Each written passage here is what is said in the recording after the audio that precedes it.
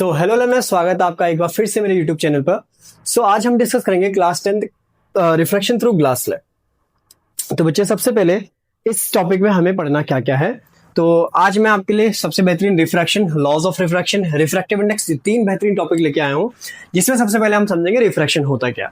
उससे पहले अगर हम बात करें, आपको थोड़ा सा पुराने आपको प्रीवियस क्लास में लेके चलो, क्लास 9th में, कि क्लास 9th में आपने रिफ्लेक्शन पढ़ा होगा। पढ़ा था कि नहीं पढ़ा था? नहीं पढ़ा था तो समझ लो, रिफ्लेक्शन होता है bouncing back of the light, है ना। रिफ्लेक्शन क्या पढ़ा था आपने? Bouncing back of light, bouncing back of light, है ना। When it strikes on a, when it strike on a plane surface, plane surface, और प्लेन सरफेस भी कैसा? जो कैसा हो, नॉट ट्रांसपेरेंट, है ना, जो कि ट्रांसपेरेंट ना हो, जो कि ट्रांसपेरेंट ना हो। तो उसमें क्या समझा था आपने कि जब हमारी लाइट रे, मान लेते हैं, देखो ये हमारे पास एक सरफेस है, जैसे सिंपल सा, कि मान लेते हैं एक सरफेस है मिरर जैसा, ठीक है, एक मिरर जैसा सरफेस है। ये पीछे वाला इसका साइड कौन सा? सिल्वर्ड साइड, मान लेते हैं कैसा? सिल्वर्ड साइड, सिल्वर साइड में, मतलब यहां से रिफ्लेक्शन नहीं होगा। तो सपोज दैट लाइट रे इस सरफेस पे पड़ गिरती है, सामने गिरी, ठीक है। तो इस लाइट रे को हम क्या कहते थे? This is a incident light रे, इंसिडेंट रे, इंसिडेंट रे, यानी जो फर्स्ट रे जो फॉल हो रही है सरफेस पर, दैट इज इंसिडेंट रे, ठीक है। सेकेंड, अगर मैं यहां पे ड्रॉ करूं, यहां पे नॉर्मल ड्रॉप करें, this is our normal. Normal is a light ray, है ना। नॉर्मल एक लाइट रे है which is perpendicular to the surface, normal, है ना, it is perpendicular to the surface. एक नॉर्मल हमने बनाया जो कि परपेंडिकुलर टू द सरफेस है, ठीक है। नेक्स्ट देखो कि जब लाइट रे इंसिडेंट होती है किसी सरफेस पर, ठीक है, तो ये जो एंगल बनेगा यहाँ पे, that is angle of incidence. क्या बोलते हैं? Angle of incident. After that light रे क्या करेगी? बाउंस बैक करेगी और अपने ही मीडियम में वापस आ जाएगी। सिंपल सी बात है, light ray will do bounce back and comes back to its own medium. ये रही लाइट रे, यहां से वापस आ गई, ठीक। तो लाइट का अगर मैं डायरेक्शन दूं तो ये है इंसिडेंट, ये this light ray is known as reflected light ray, reflected light, this is reflected light, ठीक है। और जो एंगल बनेगा between normal and reflected light ray, that is angle of reflection. इतनी बात समझे?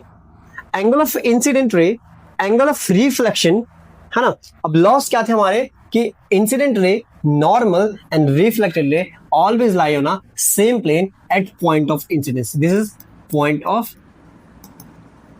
इंसिडेंट, ठीक है। पॉइंट ऑफ इंसिडेंट वो पॉइंट कहलाता है जहां पे लाइट, इंसिडेंट लाइट रे सबसे पहले टकराती है। क्लियर है बात? ठीक। दूसरा लॉ पढ़ा था हमने इसमें कि angle of I is equal to angle of R के बराबर होता है, यानी एंगल ऑफ इंसिडेंस और एंगल ऑफ रिफ्लेक्शन दोनों बराबर होंगे जब लाइट रे क्या करेगी? रिफ्लेक्शन करेगी किसी भी सरफेस से, ठीक है। इतनी बात समझते हैं? अगर इतना समझते हैं तो आई होप आप रिफ्लेक्शन को समझ पा रहे, जो हमने क्लास 9 का रिफ्लेक्शन में पढ़ा था। इतनी बातें आपने समझी थी रिफ्लेक्शन में, और भी बातें फर्दर धीरे धीरे आपसे आगे करते रहेंगे। देखो, हमारा टॉपिक है आज का कि लाइट रे का reflection through a glass surface. ये देखो, ठीक है, refraction of light at a glass surface. तो रिफ्रैक्शन होता है क्या बच्चा? रिफ्रैक्शन होता है the change in the direction of the path of the light when it passes from one transparent medium to the another transparent medium is called refraction and it is a surface phenomena. बोलने का मतलब है, जब light रे एक transparent medium से दूसरे transparent medium में जाती है। बोलने का मतलब ट्रांसपेरेंट मीडियम कैसा?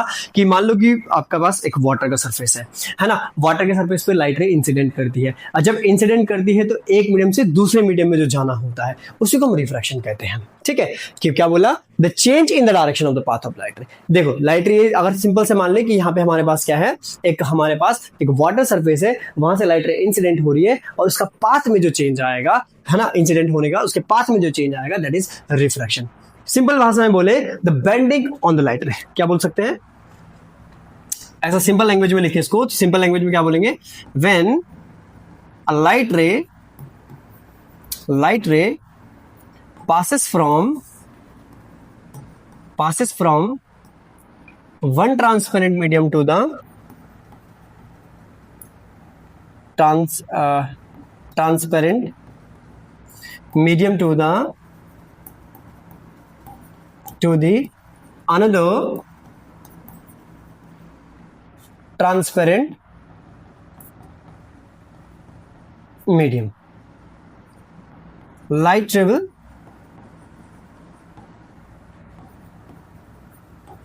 will bend, मुड़ जाती है, यही हमारा रिफ्रैक्शन कहलाता है। इतनी बात समझे आप? चलो अब इसको एक्सपेरिमेंटली जब साइंटिस्ट ने इस पर एक्सपेरिमेंट करे होंगे तो उन्होंने क्या करा, ग्लास स्लैब, वाटर, अलग अलग चीजों पे इसको ट्राई करा। हम भी इसके ऑब्जर्वेशन देखते हैं, एक्सपेरिमेंटल ऑब्जर्वेशन क्या क्या। ठीक है, देखो जरा यहाँ पे कि यहाँ पे मैंने कुछ ग्लास स्लैब बनाए हैं। यहाँ पे हमारे पास क्या है, ये कुछ ग्लास स्लैब मैंने ड्रॉ करे हैं। ठीक है, इनका रे डायग्राम बनाया ग्लास स्लैब का, इनका नाम दे देते हैं। Let the name P, Q, R और S। सिंपल सी बात है। अब मान लेते हैं बच्चा ये हमारा मीडियम 1 है, दिस इज फर्स्ट मीडियम, इसको मैं लिख देता हूँ मीडियम फर्स्ट। ठीक है, मीडियम फर्स्ट, वो भी ट्रांसपेरेंट ही मीडियम है। मान लो मीडियम फर्स्ट हमारे के पास क्या है, एयर, और ये हमारा क्या है दूसरा, ये मीडियम सेकंड अंदर है, यह है medium second. This is what, this is मान लो ग्लास स्लैब। ठीक है, ग्लास स्लैब कैसे होते हैं मैं आपको दिखा दूं आपको कि ग्लास स्लैब हमें देखने में, आपने देखे होंगे, आपने केमिस्ट्री अपनी फिजिक्स लैब में गए होंगे स्कूल में, तो ग्लास स्लैब कुछ इस प्रकार से आपको दिखते। देखो ये हमारे ग्लास स्लैब ऐसे होते। देखो ये कांच के टुकड़े, इनको ही ग्लास स्लैब बोला जाता था, इन्हीं पे एक्सपेरिमेंट किया गया। ठीक है, देखो आगे, लेट अगर यहां पे समझे, this is medium 1 that is air and medium 2 glass slab. When a light ray incident, अब यहां पे थोड़ा सा मैं कलर चेंज करके देखो, लाइट रे फर्स्ट मीडियम से सेकंड मीडियम में आती है। क्लियर है बात? ठीक है, फर्स्ट मीडियम से सेकंड मीडियम में आ रही है। तो अभी मैंने आपको बताया this is what, this is point of incidence, this is what point of incident. ठीक, अब यहां पे हम बच्चा नॉर्मल ड्रॉप करेंगे। ठीक है, नॉर्मल ड्रॉप करेंगे। ठीक है, एक डॉटेड लाइन से इस पर एक नॉर्मल ड्रॉप करते हैं, ये रहा आपका नॉर्मल। ठीक है, थोड़ा नीचे तक इसको मैं लेके आता हूँ, यहां तक नॉर्मल। ठीक है, इनका साथ ही साथ नाम भी देके चलते हैं, इसका नाम A है, इसका नाम बोल लेते हैं B है। ठीक है, ये पॉइंट B है, point B is the point of incident. ठीक है, this angle is called angle of incident. सही, क्या पढ़ा था हमने, when the light ray comes from one transparent medium to the another transparent medium, light ray will bend। light ray क्या होती है, bend होती है। अब bend किधर होती है ये भी हमें याद रखना है। जब लाइट रे एक ट्रांसपेरेंट मीडियम से दूसरे ट्रांसपेरेंट मीडियम में आ रहा है, समझ लो अगर ये मीडियम इस मीडियम से ज्यादा क्या है, घना है, घना बोले तो डेंसर है। तो मान लेते हैं ये मीडियम हमारा कैसा है, ऊपर हवा वाला मीडियम है तो ये रेयरर होगा, रेयरर मतलब हल्का मीडियम होगा, और ये वाला मीडियम हमारा कैसा होगा, डेंसर मीडियम होगा, यानी घना मीडियम होगा। और जब लाइट रे एक मीडियम से दूसरे मीडियम में आ रही है तो light ray bends towards the normal. Light ray किधर की तरफ बेंड हो रही है, light ray bends towards the normal. Light ray normal की तरफ बेंड करे। एक बार इसको मैं चेंज कर लूं थोड़ा सा, है ना, light ray bends towards the normal. देखो नॉर्मल की तरफ लाइट रे बेंड कर जाती है। इसका डायरेक्शन दे देते हैं, ये रहा। And that angle, this angle formed between the normal, normal यानी एन एंड डैश इसको रिप्रेजेंट करे, A B, and this point is C, यहां पे डिनोट कर दें तो A B C, this is the path of the light ray. A B is the incident light ray, B C is the refracted light ray, angle I is the angle of incidence, and this angle formed here, जो यहाँ पे जो angle बना, that is angle of refraction, that is angle of refraction. Refraction angle बच्चे यहाँ पे जैसे हमने पढ़ा था, एंगल आई और एंगल आर बराबर नहीं होते हैं। ठीक है, यहाँ पे अलग कहानी है, एंगल आई एंगल आर बराबर नहीं होते। अच्छा, एक चीज देखी होगी आपने, जब वाटर सरफेस आपने कभी देखा होगा या फिर ग्लास स्लैब भी देखा होगा, तो जब इसमें लाइट रे इंसिडेंट करती है तो सारी की सारी लाइट रे रिफ्लेक्ट नहीं होती है, पार्शियल रिफ्लेक्शन भी वहां पे होता है। पार्शियल रिफ्लेक्शन बोले तो लाइट रे यहां से थोड़ा बहुत लाइट रे यहां से क्या होंगी, पार्शियली रिफ्लेक्ट बैक होंगी। यहां इधर की तरफ भी क्या होंगी, लाइट रे पार्शियली रिफ्लेक्ट बैक भी यहां से लाइट रे होंगे। तो ये जो पॉइंट मिला आपको बी से डी की तरफ, ये डी मान लेते हैं, तो बीडी जो आपको मिला, बीडी ये पार्शियल रिफ्लेक्शन था, एंड बीसी जो था ये रिफ्रैक्शन है। तो पार्शियल रिफ्लेक्शन भी लाइट रे के साथ होता है, ऐसा नहीं कि कंप्लीटली रिफ्रैक्शन ही हर बार हो। ठीक है, ये तो केस था जब लाइट रे रेयरर से डेंसर में आ रही है। अगर हम बोले कि लाइट रे यहां पे देखो दूसरे स्लैब में कि लाइट रे डेंसर से, अगर मान लेते ये मीडियम क्या हमारा, अब यहाँ पे मैं मीडियम 1 ये रहा, अगर यहाँ पे डेंसर से लाइट रे डेंसर से रेयरर में जा रही है, ये नीचे रेयरर मीडियम आ रही है रेयरर मीडियम। अब समझ गए तुम, रेयरर मीडियम का मतलब हवा वाला मीडियम, डेंसर का मीडियम जो घना हो, यानी दिस इज, मान लो दिस इज ग्लास स्लैब। समझो बच्चे यहाँ पे बातें। अब लाइट रे फर्दर, यहां पे मैं डायग्राम ड्रॉ करता हूं अगेन। ठीक है, देखो लाइट रे डेंसर से अगर रेयरर में जा रहे, ये रहा है ना, यहां पे नॉर्मल ड्रॉप करें, ये नॉर्मल रहा, ठीक, ये नॉर्मल है। ठीक है, that angle this time this angle is called, again अगर यहां से लाइट रे जा रही है तो this angle of incidence, first angle, the angle formed between the incident light ray and the normal, this is incident point, इसको नाम देते हैं P and Q। ठीक, ग्लास स्लैब पे नाम देते हैं A, B and C और D। क्लियर है? P, Q ये नॉर्मल है, N और N डैश। ठीक है, अब देखो when the light ray coming from denser medium to the rarer medium, जब लाइट रे डेंसर से रेयरर में आ रही है, डेंसर से रेयरर में, मतलब घने मीडियम से हल्के मीडियम में आ रही है, उस समय लाइट रे moves away from the normal से दूर भागती है, यानी ये angle that is angle of refraction. ठीक है, एक चीज समझना बच्चा, यहाँ पे दोनों पार्ट में, यहाँ पे देखो इस वाले पार्ट में अगर देखोगे कि this time angle of incidence is greater than the angle of refraction, क्योंकि इस टाइम लाइट रे बेंड हुई तो एंगल छोटा आएगा as compare to the angle of incidence, बराबर नहीं आएंगे क्योंकि रिफ्लेक्शन नहीं, रिफ्रैक्शन का केस है।